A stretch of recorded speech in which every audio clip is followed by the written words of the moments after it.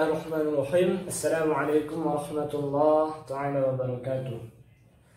Adik-adik sekalian, pembahasan kita pada hari ini mengenai tentang huruf, ya.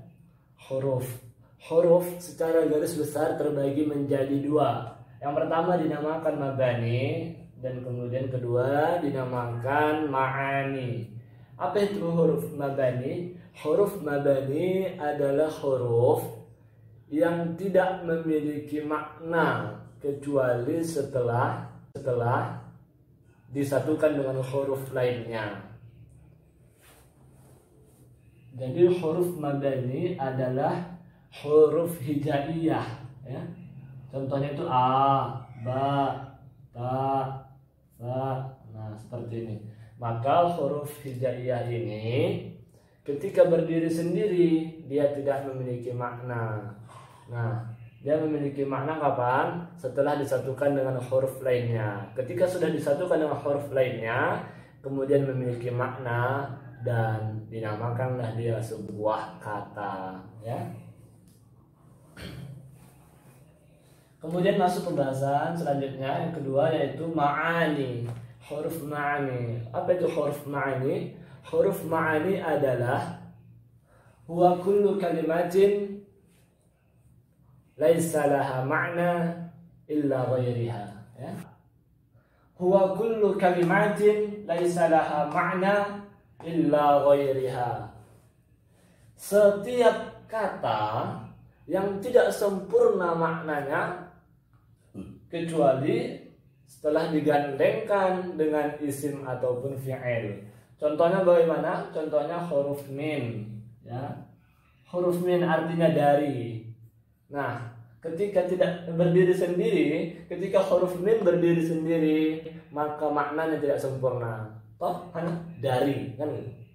Enggak sempurna maknanya. Kecuali kita gandengkan dengan isim. Contohnya bagaimana? Ini ya, masjid. Nah, minal masjid, dari masjid, ya. Jadi sempurna maknanya. Jadi huruf ini tidak dapat berdiri sendiri. Huruf ma'ani terbagi menjadi tiga. Ada yang bisa masuk kepada isim, ada yang bisa masuk kepada fi'il, dan ada yang bisa masuk kepada kedua-duanya. Masuk kepada isim bisa, masuk kepada fi'il pun bisa. Nah, seperti itu, ya. Apa contohnya huruf yang bisa masuk kepada isim dan fi'il? Yaitu adalah huruf atof, ya. Huruf atof, yaitu kata penghubung seperti dan, maka, dan lain sebagainya, ya. Kemudian ada huruf yang bisa masuk kepada fi'il. Huruf yang bisa masuk kepada fi'il nanti akan kita pelajari pada level 2. Huruf yang bisa masuk kepada isim dan fi'il akan kita pelajari pada level 3. Nah, kita sekarang masuk kepada huruf yang bisa masuk kepada isim dan bisa juga masuk dan bisa seperti ini. Huruf yang masuk kepada isim, ya. Huruf yang bisa masuk kepada isim ada huruf jar, ada huruf qasam, ada huruf nida, ada huruf inna wa akhwatuha. Ini diantaranya, ya. Nah, diantaranya ada ini huruf jar. Pak, tapi fokus pembahasan kita pada huruf jar untuk pembahasan hari ini. Huruf nida insya Allah akan kita bahas di level 4. Huruf inna akan kita bahas di level 2 insya Allah, ya. Jadi huruf jar. Titik fokus pembahasan kita mengenai huruf yaitu pada huruf jar terlebih dahulu, ya. Kita fokuskan pada huruf jar. Huruf jar di dalam kelas ilmu nahwu, di dalam kelas nahwu titik 0, huruf jar ini berjumlah 15, ya. Yaitu min, an, bi, kaf, rubba, munzu, ada, khala, hasya, hatta, li, fi, ala, ila, ya. Akan tetapi mengenai jumlah tersebut berbeda-beda di dalam tiap-tiap kitab ya. Seperti di dalam kitab Jurumiyah berbeda tentang jumlahnya. Kemudian di dalam kitab Alfiyah juga beda, Mulakhas, Kawakib, saling berbeda mengenai jumlah huruf jar. Akan tetapi kita di kelas Nahwu 0 mengambil jumlah paling banyak ya. Yaitu yang pertama min, artinya dari. Nah, contohnya apa? Minal masjidi, dari masjid. Kemudian an amiril mu'minina, artinya dari dari pemimpinnya umat muslim ya. Apa bedanya dari min sama dari an? Kalau dari min itu mengatakan tempat ya. Saya dari rumah gitu, saya dari masjid, minal masjid, saya dari masjid, ana minal masjid, saya dari masjid. Kalau an itu darinya itu makna dia, bukan tempat ya. Contohnya itu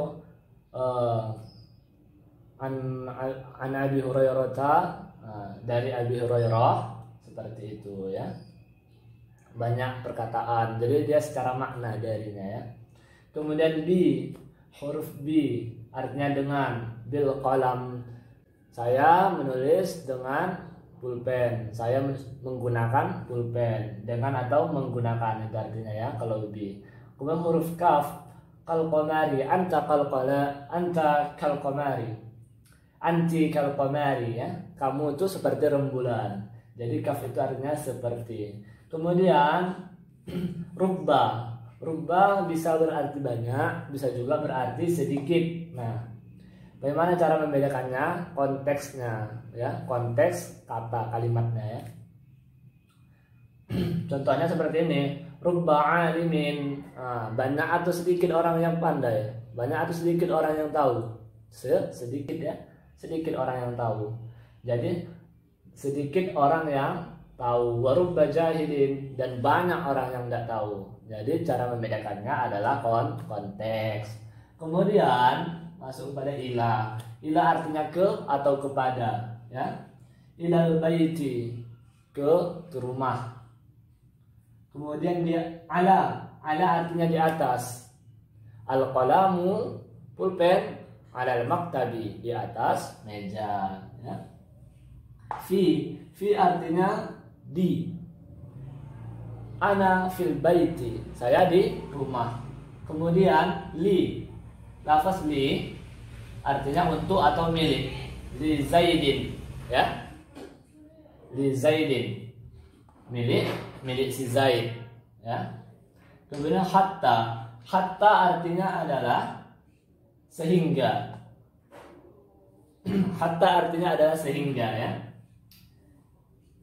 Ataupun sampai. Hatta artinya sehingga atau sampai. Jadi hatta al-maghribi, sampai masjid, sampai waktu maghrib.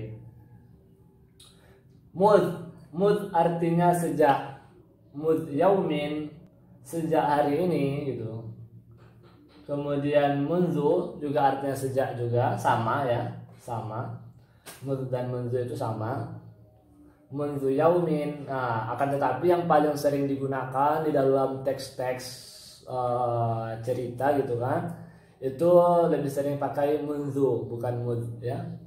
Munzu yaumin, nah gitu, sejak hari ini gitu ya. Ataupun munzu yaumin dapat diartikan pada suatu hari ya. Munzu yaumin, nah, paling sering diartikan pada suatu hari. Kemudian ada artinya selain. Ada hasanin, selain hasan. Bisa juga contohnya seperti ini ya. Kullu minal tullabi, seluruh murid, hadirun, seluruh murid hadir. Ada hasanin, selain hasan ya. Sama juga khola dan hasya, artinya selain. Ada artinya selain, khola artinya selain, hasya artinya selain ya. Nah, akan tetapi pada huruf jar ini artinya sangat banyak sebenarnya ya. Ini hanya perkenalan saja. Ini hanya perkenalan. akan lebih mendalam kita bahas nanti di level 6 insyaallah ya. Di level 6 akan kita bahas, kemudian kita hafal adawatul harfi macam apa, kemudian makna-maknanya, makna-makna hurufnya. Seperti min. Min ini artinya bukan dari saja, tapi banyak sekali, ada 15 arti min. Kemudian an artinya ada 7. Bi artinya ada 14. Bi artinya ada 14. Banyak. Jadi untuk lebih mendalam kita akan bahas nanti di level 6. Akan tetapi yang paling sering digunakan artinya adalah ini yang di papan tulis yang sudah saya tuliskan ini. Oke? Ini lebih masyhur artinya. Oke? Untuk pembahasan tentang huruf jar kita cukupkan sampai di sini dulu ya. Selanjutnya kita bahas tentang huruf qasam ya. Huruf qasam, apa itu huruf qasam? Huruf qasam adalah huruf sumpah ya. Maka orang Arab menggunakan sumpah itu dengan 3 huruf ini ya. Wa bita. Wallahi billahi tallahi. Wallahi billahi tallahi. Ini adalah huruf sumpah. Dan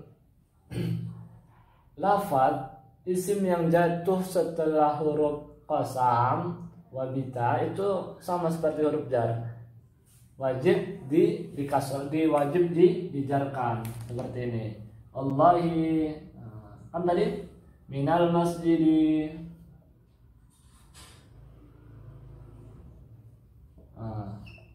Ya kan? Sama seperti huruf jar ya.